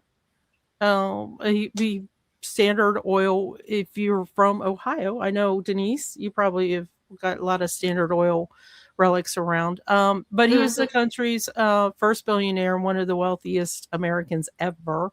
And, when you hear the Rockefeller name, that kind of goes about. He also gave away about $540 million through philanthropy, through education, scientific research, and helped with the University of Chicago. And since we're talking about money and graves, people leave dimes on his grave because he became later known in life for handing out dimes to children. They would come up to him for money, and he would hand dimes to children. So it's become a tradition to leave dimes on his grave. So let's look at his tombstone. So he is, you would think a really, really important man, this big, this much money, but he has a larger memorial. But I wanted to show just the simple one they had. These feel real simple, real basic. So I find it interesting that he didn't go for a really large memorial for just himself. Marie Laveau, love this one. I was so thrilled this was picked, and I'm so thrilled that I'm somewhat sort of close to her. Love, love, love. Denise talked about Louisiana, Southern Louisiana tombstones. I'm going to show you hers, and a lot of you have probably seen movies, TV shows that have New Orleans about them, and you see what their cemeteries are like. But so she was identified. Apparently, it took some work in St. Louis Cemetery Number 1 in New Orleans, which is a famous one, and you would recognize it if you're there. But the burial records support that she was actually in a widow's tomb in a different cemetery. So we're really not sure because of the records. And this is where, as you mentioned, same as is the thing. It equals no, and yes. So we have a couple of the featured guests this week, or profiles this week, that have a memorial and a cemetery and a burial, or we're not sure. We're just not sure. So she was she's typically known as the voodoo queen. She was a hairdresser. She worked for wealthy, very, very wealthy New Orleans clients. And she was known to have access to an extraordinary amount of gossip and information about her wealthy clients that she had. She was very devout Catholic, and she also cared for the sick and condemned prisoners. And let's take a look at hers. So that is her tombstone. Denise, this is exactly what Denise was talking about, right, Denise? Yes. And you can kind of peek around and you can see almost everybody has this burial. The thing that's interesting to me is, and I go to New Orleans about twice a year for just fun. And you walk in a lot of these cemeteries in New Orleans and there's graffiti all over. I could tell you right now that would just not go over well with my family. But there's usually graffiti on them. So don't be alarmed if you go down to one of those. And sometimes they leave long notes of bitterness, I might add, too. I've never seen it before anywhere else except New Orleans. Okay, moving on to Archibald Lampton. And this is coming from our friends in Canada. And he's considered one of the great Canadian Confederation poets, part of Canada's first major generation of literary poets.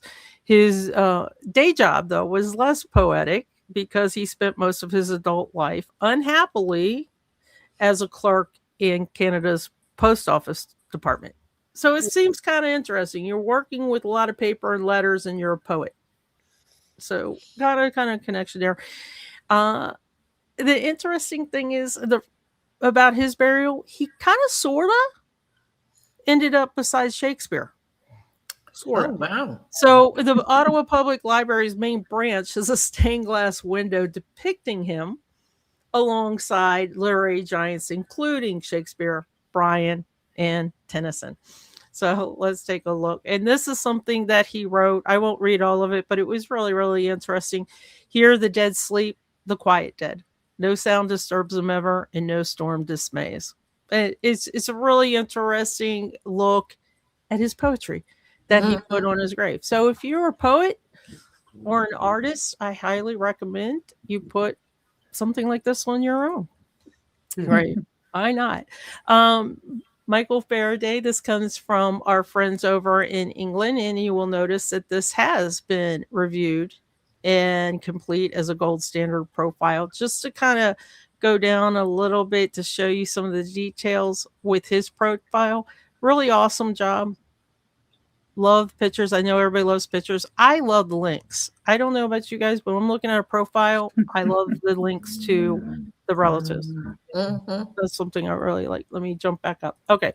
So he has a memorial in Westminster Abbey near Isaac Newton, but he's also buried somewhere else. So he's one of history's greatest scientists. And he began, though, as a bookbinder apprentice to a bookbinder, but he read the scientific books and it spoke to him.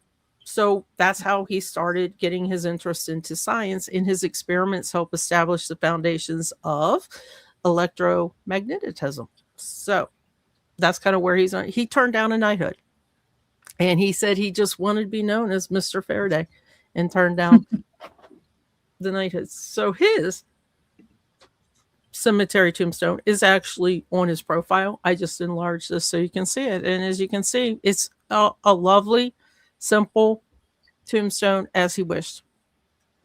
Mm. And then moving on to John Davies. This one's really interesting because started in England, went to Tasmania. And John Davies is a Tasmanian newspaper proprietor, and he's buried in Australia. He arrived as a convict in Australia and transported for 7 years after being convicted of theft in England. The convict became a newspaper founder. I mean, I love that. There's like some irony in there somewhere. But he became a newspaper founder and co-founded the newspaper that became Hobart's Mercury. And then he became a politician. And I don't know. This is probably the biggest bit of trivia of all of them that I'm going to feature, is that the convict became a sole owner of a newspaper. I'm going to show you something really cool. Azure showed you her space page and then an auxiliary space page as well. So you can create many different space pages with a cemetery, however you want to organize them. This one was kind of cool because this is a history tree of the cemetery. And I thought this was very interesting, where they had the little icon to show you that if you click here, it's going to go to a blog that shows the tombstone. Oh, wow. Yeah, that's cool. You know, just different ways to do something.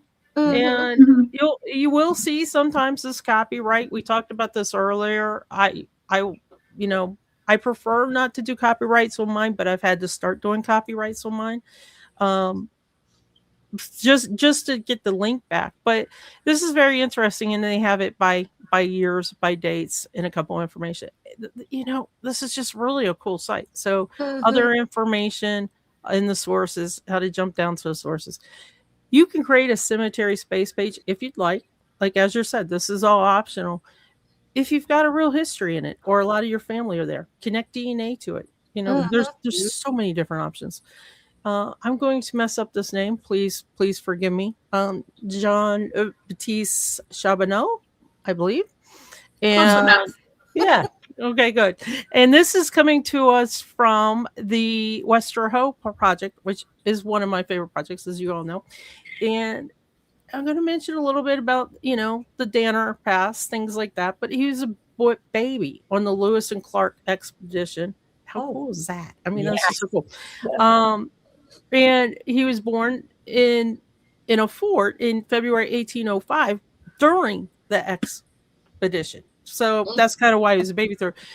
This is interesting. You might have carried him in your pocket, because the infant is shown on Sacagawea, on the U.S. Sacagawea dollar that represents him on the baby, making him an extraordinary young person depicted on American currency. Wow. Yeah, a little bit. So, you know, look in your pockets and see.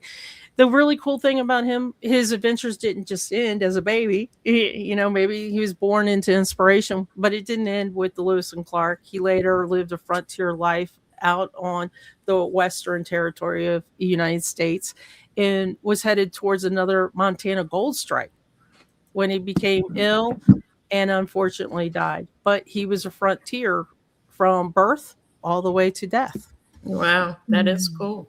Wow. And this is very typical of Western United States, in the prairies and in the far outlands cemeteries. And Azure, you have a lot more experience with this. This is very, you see sometimes just one stone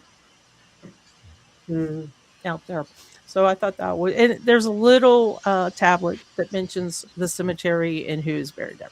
Okay, moving on. Mel Blanc. Love Mel Blanc. This one's a fun one. So he's buried in the Hollywood Forever Cemetery, and he was the man of 1,000 voices. So if you're a man of 1,000 voices, what are you putting on your tombstone? This is tough, right? So he voiced Bugs Bunny, Daffy Duck, Porky Pig, Yosemite Sam, hundreds of other characters. But Bugs Bunny reportedly helped him come out of a coma. He was in a really bad automobile accident, and a doctor addressed him unconscious. He's unconscious, dressed as Bugs Bunny. And this is, who knows? This is legend, this folklore. Apparently, it's still kind of coming out of the coma. Blank reportedly answered in Bugs Bunny voice. Wow. I would love for that to be true. Who knows? I'd love for that to be true. But like I said, his grave delivers the perfect final line. Which one do you use? This is so tough. This is so tough. So I will show y'all. That's all, folks. Oh. That's fantastic. He didn't even have the stutter at the beginning. Just starting with that. Yeah, I know. That's all Nice. This is probably Awesome. one of my all-time favorite tombstones. Yeah. It's got some humor to it, but showcases his life as well. I mean, how cool is that? Yeah. And then David Thomas Abercrombie, he comes from us from the Maryland Project. He is buried in Greenmount Cemetery, another one of those 6,000 cemeteries. If you guys have watched the Wire on HBO, there's a lot of filming here. And when you look at, every time I see that episode, I'm like, oh my, how many decades will that take for me to photograph that? Now Asher has told me, because she's done the same. But so Abercrombie, so that name sound familiar to anybody? Because yes, he Abercrombie is. and Fitch. Yes, it is that one. But it only, at the time that he originally created the company, he only sold serious outdoor equipment, not the fashionable mall clothing that you see now. But he was a surveyor. He was an explorer. He surveyed the wilderness in, wait for it, Appalachia, West Virginia, and Carolinas. I did not pick this one. Maryland Project did, for the record. He became dissatisfied with the existing outdoor equipment, clothing that he needed to go in the woods to survey. So that's how he became designing a lot more sturdier, tougher gear. Did you know he built himself a castle? Shouldn't we all? I mean, my castle might be the size of a doghouse for my Yorkies, but he built himself a castle. So in 1927, he created a large granite residence overlooking the Hudson River called Elda. And it's the initials of his 4 children. And that's so sweet. Oh, yeah. Oh, yeah. And simple tombstone. But this showcases also a military tombstone. This is a whole other topic. I should do a blog on it. This is a huge I might have already have actually. The symbols on military tombstones, if you go to a military cemetery, there are a lot of different symbols, and you can petition the U.S. government for a symbol if yours is missing. So many different religions. There are a couple different, I don't want to say hobbies, because it's not hobbies, but you wouldn't get probably a fish there unless it was related specifically to a really pertinent topic, not just that he was a fisherman. But when you see the cross here, there are so many, there are dozens and dozens of different types that you are allowed on military tombstones. So that's something to look up. Okay. Isaac, and it's part of the checkbox on their headstone. It is, yeah. Yeah. And I should say, back in the day, you only had like 2 or 3, 4 choices, depending on the year you're looking at. Some you didn't have any. And then as the years progressed, you had like 2 and then 3, then 4. Now, dozens and dozens. It's a fascinating topic. There's one that looks like a bugler. So a lot of people assume that he was maybe in the music part of the military or something, and not. It's a religious symbol. Yeah. So, another genealogical, complete, peer-reviewed profile, Mr. Isaac Newton. I think a lot of us know who he is. He is buried in Westminster Abbey in what is now known as the Scientist Corner. So that's kind of cool. If you go to Westminster Abbey. It's awesome. You don't go there thinking you're just going to walk in and walk out. Leave yourself a lot of time to go there and look because the graves and the tombstones are really, really interesting. But gravity is only part of his story. That's what we know him for. He made groundbreaking contributions to Where's Greg? Calculus. So optics, mechanics, astronomy. Invented a reflecting telescope. He also ran the Royal Mint, which was something I didn't know, and an important role in making coin-making imagery. So that was kind of interesting. And his funeral was a major event. He was laid in state in Westminster Abbey's Jerusalem chamber, and his pallbearers were dukes and earls. So let's take a look at what his is fancy. Wow. Very ornate. Yeah. But this is kind of why I said, if you go to Westminster Abbey, a lot of us go to the church, but a lot of us, go to look at all the I don't want to call it cemetery because it's not cemetery, but all the burials that are there. And as you can kind of see, there's a lot of text there. So give yourself some time when you're there. Okay, moving on next, Arthur Davis. So Arthur Davis was better known with his pen name of Steel Rudd. This comes to us from Australia as well. And Steel Rudd wasn't his real name, but that's what his pen name was, and combining the name of Richard Steele with part of a boat. So he just said, hey, let me call myself Steel Rudd. Enormously influential on our selection. Maybe Mel can give me some more information about that in the chat. Began with stories inspired by his father's experience as an Australian selector.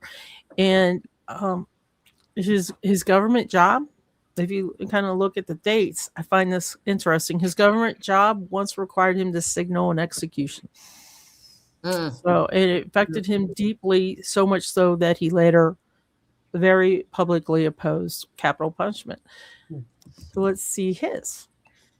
This is really a cool trip through this tombstones because you can see, we've already seen so many different ways different countries around the world are doing it.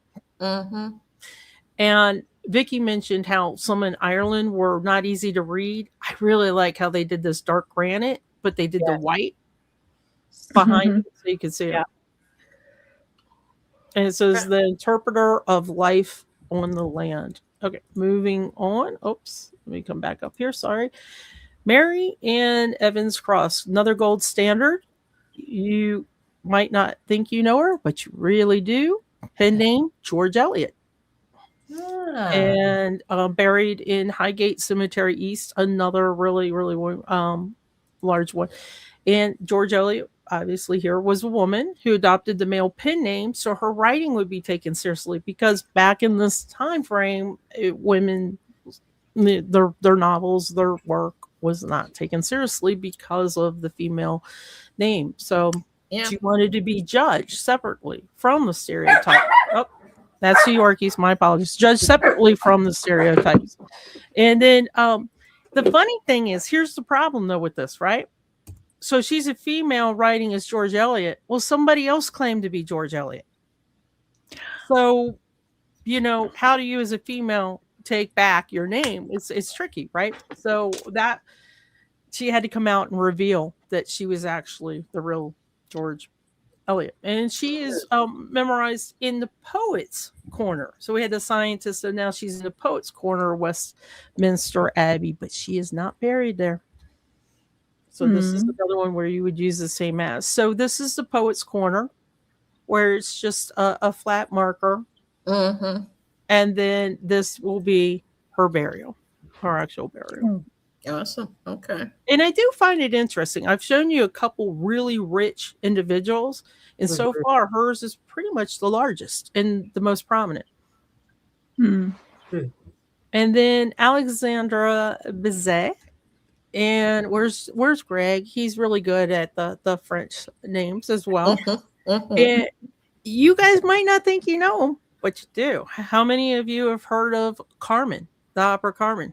Of course. Going over to the movie. So it's he wrote it, scandalized Paris. How can you scandalize Paris? But it did. It scandalized Paris and shocked them.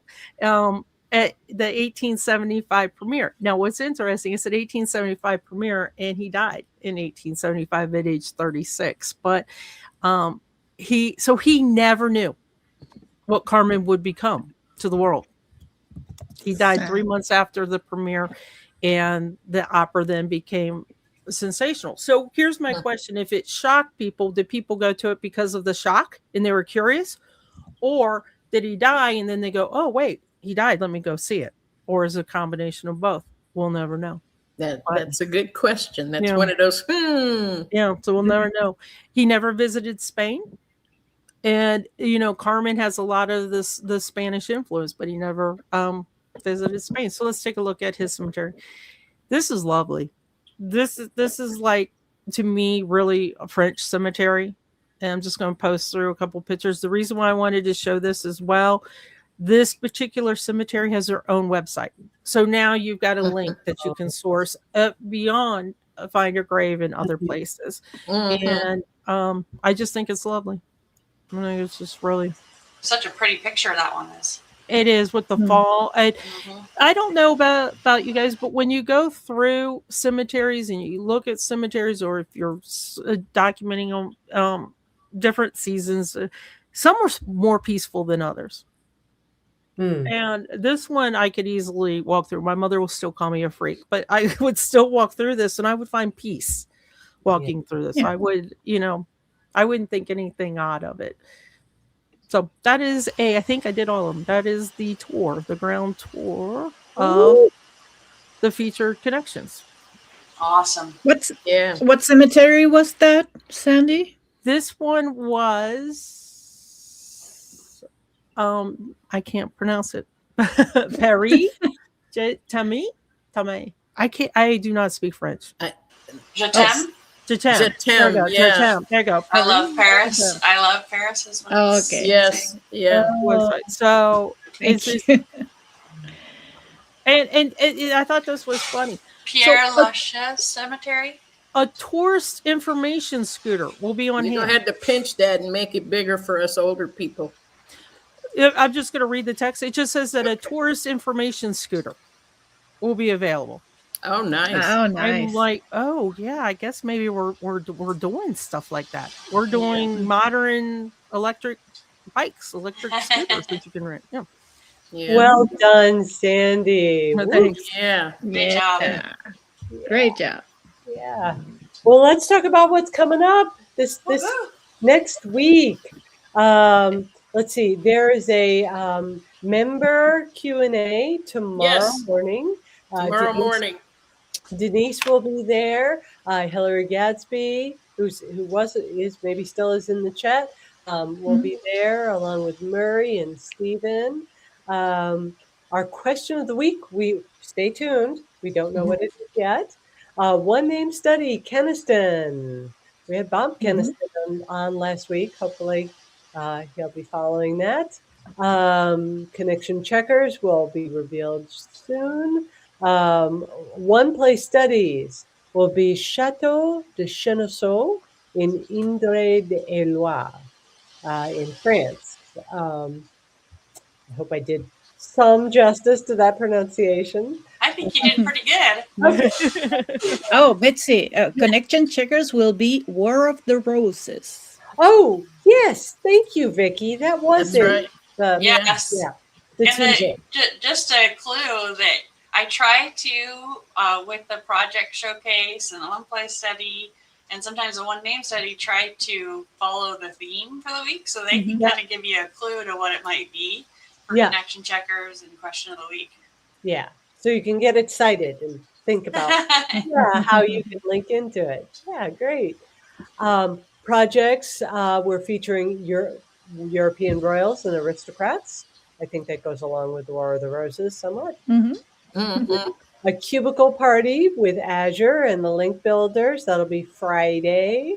And this week is Friday date night is alternate Fridays. So there's a Friday date night with Julie this coming Friday.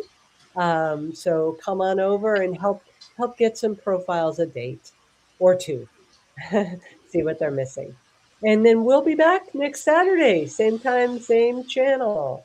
But before then, this yes. Saturday, we'll be doing Genealogy Collaboration Hour at 5 p.m. Eastern. Yes. Be there or be square. Absolutely.